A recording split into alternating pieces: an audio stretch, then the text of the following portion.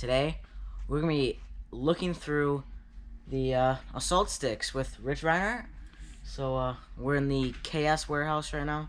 So what do you want to talk about? Well, obviously rods. Well, we're definitely going to talk about rods, but I think one of the things you questioned here when you first came here, you were asking about applications of rods. Yep. Since then you've had a chance to go out for the past month. I've used a bunch of them, and they're great rods. Yeah. So. You know what? Each of them have their own baits. You just throw them like a 7-11. I'm gonna throw a jerk bait or a twitch bait with that, and so on. So well, then that's what you can show. But here's the thing. I think the thing with musky rods is this is split grip. She wants you to pull a full grip out.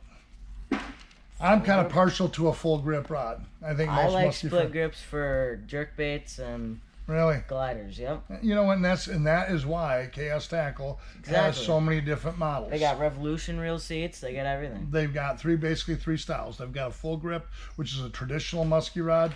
They've got the split grip, which you younger guys seem to like, quite a bit. And of course, then you've got the Revolution reel seat that is becoming more and more popular. This design, this was invented by a man by the name of Aaron Tecklin. He's a resident, local here in the state of Wisconsin. And it basically, ergonomically, it helps a lot of people. Yeah, it helps you with a lot of stress on your arms and everything. You're throwing big musky baits all day. That really nice for throwing big bucktails, and you could just, your arm doesn't have to be way out here and stretched out, so. Now, the key thing here, I think, about KS tackle rods is this, that people are going to notice. And, you've got X amount of time to do this. But probably one of the key features here with this rod is the weight. Yep, they're so light. They're very light. And people are saying, well, the adage has always been that if a rod is light, that means they took a lot of material out. And there's a lot of truth to that. But rods have come, a long way, as years have gone on, and it has a lot to do with the graphite, scrim that's being used. This has got a really high tonnage. So the higher the tonnage, the light, the denser the material is in order, and then it's not going to sound right. It's actually going to make the rod lighter. It's going to make it more sensitive, and it's going to make it stronger. Really? And so, even though that these rods, are light, they're very strong, very durable. And I think you've already put these rods through an awful lot. I've put them through some tests. Well, and you're rough on equipment. I've been in the boat with you. I know what you do to rods. You're not gentle by any means. No. And so gotta put rods to their test. Well, exactly. And they put a lot of care into these rods, a lot of thought into this. That's where the name comes from, 2020. Mm-hmm. Perfect vision. So, if you want to talk about, applications, I'm going to have, this rod here in my hand right here is the surgical strike. Yeah, okay, go ahead. Let it rip, kid. So, I would probably use the surgical strike for the for some lighter top water. You're right. So if I'm throwing like a hog wobbler or something small like a topper stopper, I would use a surgical strike because it's a little bit lighter of a rod, and I would personally use a split grip if I was you. Well, that's okay. Old school, you can't change that. We could find. You're just beginning. I'm on my tail end. It's another surgical. Yeah, what he's got laid out here, he's got full grip, he's got a split grip, and then he should have the Revolution. Yeah, so the next one, you go down that way. Oh. Tactical strike. Yes. This is a 7-11 tactical strike. This is my personal favorite rod for gliders, twitch baits, pretty much anything that you have to, or that dives, or anything you have to hit side to side. So I'll throw a walk the dog with this, anything. Here's the thing, a lot of guys too, a lot of guys are going to these 8.5 and 9 foot and even 10 foot rods, and which is fine if that's what you like. Boats are getting bigger, they're getting higher off the water. I can understand using an 8, 6, or 9. That's fine. Yep. But you know, a lot of guys have gotten away from the 7.5, 7, 10 rods. And as you just said, you're going to use these for baits that, you know, that are, you know, dive and rise. You're going to use them for minnow baits.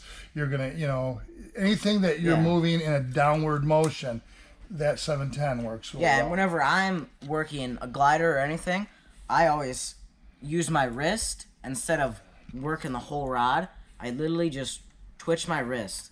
So it's a little easier with a shorter rod instead of a 9-foot rod trying to twitch it. It's a little difficult. Yes. Can be a little bit more strain on your wrist. But there's definitely, I think the key thing about, you know, rods is this. If you prefer an 8.6, great. If you like a 9-foot, fine. But don't disregard the shorter rods because they have their applications. All rods have their applications.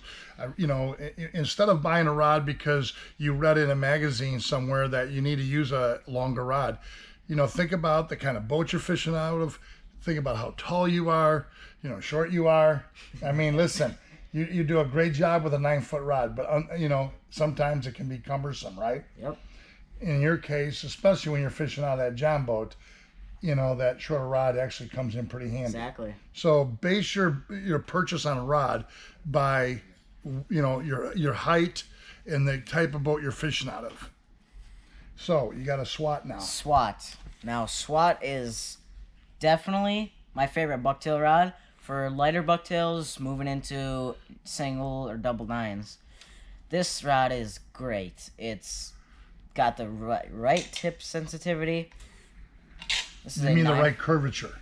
It's got the right curvature. It's got the right taper is what you're trying to say. I like this rod. Yeah. I've been using this for a while. I've caught fish on it. Right. And you were using it today. yeah. Yeah. Okay, so here we have a 10-foot shock and awe, and I usually use a 9-foot shock and awe. That's just my personal preference, and because I'm shorter. And what I use a 10-foot shock and awe for is topwater. You can really launch a topwater bait really far. Like if you're throwing a little sister or something, you could really launch that, and you get really wide figure eights. Like if you have a fish waking, you don't even have to do it L-turn. You could just keep going all the way around the boat. So if I'm using a 9-foot shock and awe, I would work rubber up to from mids up to, let's say, regulars, and then we're gonna get into the Moab. Well, before I go into you, I gotta point something out. Okay. You know, and this is from understanding the way rods are built. Yep. When these companies, regardless whether it's Chaos Tackle 2020 or an Assault Stick or any other rod that's out on the marketplace, I want to point out something to all musky fishermen. The longer the rod that you're trying, you know, that seems the big thing. They want to see how long they can go. Yep. A rod is built, you know, to curve, to bend in a sea. Mm-hmm. Yes, you may get a rod or a fish next to the boat, and and the fish is gonna dive, and yes, it'll continue, you know, to, you know, bend in that sea. But the longer that you go in a rod, there's a chance that you can actually bend that rod into an L. And, you know, no matter how you look at this, if you're fishing out of a boat like you were today, Yep. or say just a regular toughie like the one we saw, you know. Mm-hmm.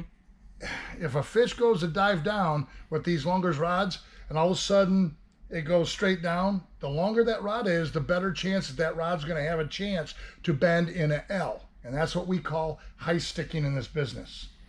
And when that rod high sticks, that's not on the rod company. It's up to you to learn how to control that fish. Yep. If you're going to go and start playing with these 10-foot rods, you need to learn how to control a fish with that rod, and you got to watch them how you're going to bend that, or put what bend you're going to put in that rod, because regardless what company, they will break. I've also noticed that these 10-foot rods move a lot of line.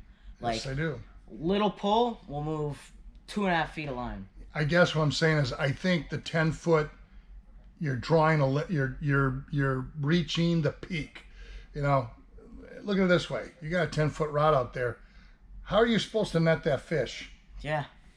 How are you supposed to? Hand over hand? Well, what happens Yeah, for is, fishing by yourself, what are you supposed to do? well, here's the other factor. When you get down trying to do this hand over hand thing so you can pull the fish in, now you're putting all the pressure onto that blank from wherever you're grabbing it to there. That's a lot of pressure on a blank, especially a graphite rod.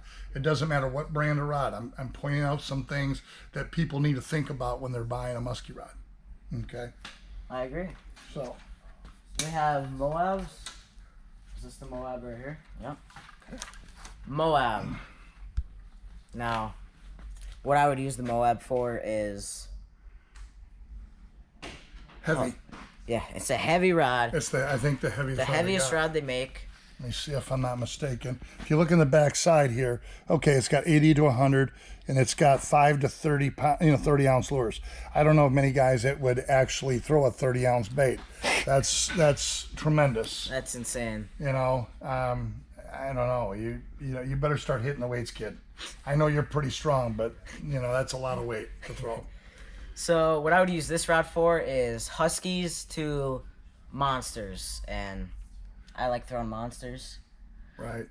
If you get over in the Minnesota area, monsters are, especially since we're getting into later fall, monsters are going to start picking up, and they're going to start eating them.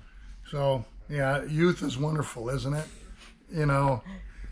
Yeah, no, I'm not going to do a monster, Why not? I won't even do a monster drink anymore. It affects our hearts these days, okay?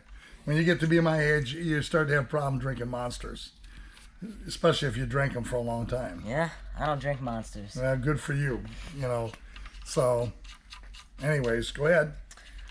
That's pretty much all I got about this rod. Well, I love it. I'm going to tell you, there's a lot of musky rods on the marketplace. I got to say that, as far as a mass production rod, this is probably one of the finest musky rods on the market. I have a better understanding of the technical aspects of this rod. I can tell you this is probably one of the most well-made rods on the market. They're definitely super light. I mean, this is what, a 9-foot rod? Yeah. This is a 9-foot rod. I mean, that's like having nothing in your hand. Yeah, it's like holding a bass rod. And the key thing is here, it's very well balanced. Mm-hmm. Yes, they're pricey, but when you realize the materials that are going into this to build this rod, it's not a cheap product. It's well made. So we also have the original salt sticks. These are in I believe there's all the way up to SWAT, right? I'm pretty sure. Actually, we should get the new owner over here, Vince, and put his 2 cents in here.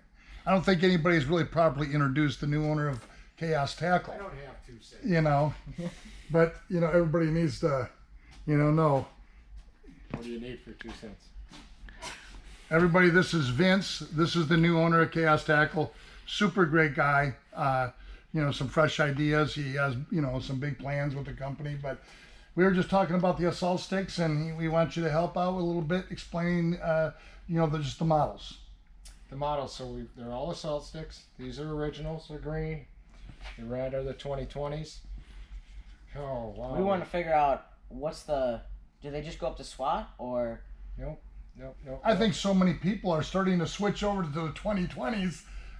It's not that there's anything wrong with the assault sticks, but I think this line of rods is really taking the market by storm.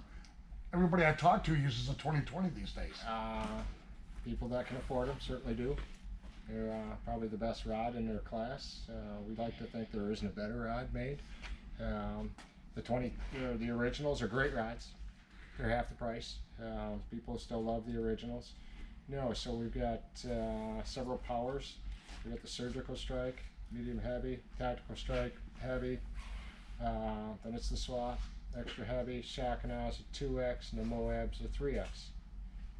That's pretty much, and the Moab's only made in the 2020. Beyond that, we have, in the original series, we have trolling rods, trolling live bait rods. And, well, you're calling them trolling rods, but not only are they great trolling rods, but I think, in my opinion, they're probably one of the finest sucker rods on the market. And in the state of Wisconsin, sucker fishing is like peanut butter and jelly, apple pie, and a glass of milk. I mean, it's just you know, sucker fishing's huge here. I think it's expanded into Minnesota, but what's really it's the action of this rod. It's got the tip, okay, but it's got a lot of muscle, a lot of power. backbone. Yes, I know for sure that last year I was sucker fishing, and I was smaller last year, and I could still hammer home, and I caught what 2 fish on suckers last year. That's just right. with that rod. Yeah, it's a great. I think it's probably the best sucker trolling rod on the marketplace. That's just my opinion. Definitely my favorite. Not because we're standing in here. I'm just telling you. I've got 2 of them. And Oh they do yeah, a great we've been job. using we have 4 of them. We've been using them for what, 5 years, and they're still great. You know what's amazing? You're right. Just see how much you've changed since last year to this year. Yeah. You're just like you've become a little adult now. You know. So I think you need to start sprouting up. What do you think? I'm growing. Yeah. Well, but you're growing. You're muscular as can be. You give those muskies a hard time. Yeah. I hear they hate you on the water. So. Well, I had a fun time talking about these rods. Yeah. Actually, listen. You know, here's the thing. The key thing about KS Tackle. You know, a lot of people recognize KS Tackle as, you know, the 2020s. You know, musky rods, the assault sticks, and Medusas. The fact of it is, KS has a lot more to offer to people that most people aren't even aware of. So I think, you know, if you want to take some time, we can maybe, you know, grab a few highlights of some of the baits they make, you know, today that a lot of people aren't even aware of. Yeah. We can do that. So, okay. hope you guys like to see all these rods, and if you're interested in picking any of them up, you could either come to the shop or you could go on to Chaos Tackle Online. Right. And order some rods. So if you guys like the video, please hit the like, subscribe button, and we'll see you in the next adventure.